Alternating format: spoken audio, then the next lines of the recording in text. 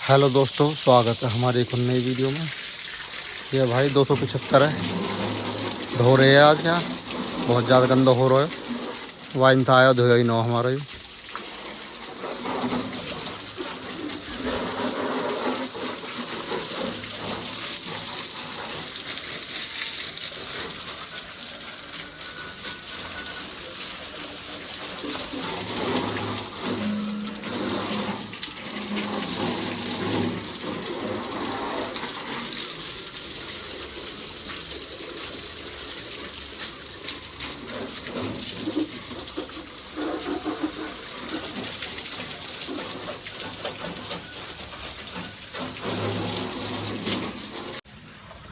भैया धोने में लग रहे हैं।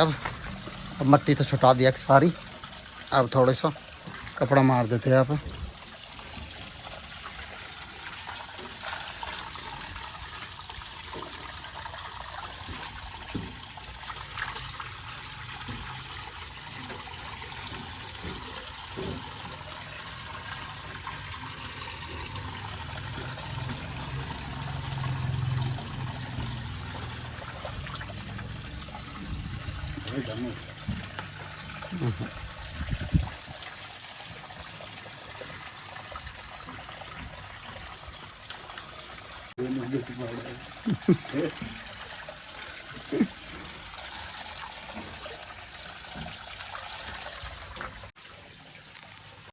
लो भैया धो के कंप्लीट हो गया ट्रैक्टर। अब बहुत देर में 1 घंटा में जाएगा धोया हुआ।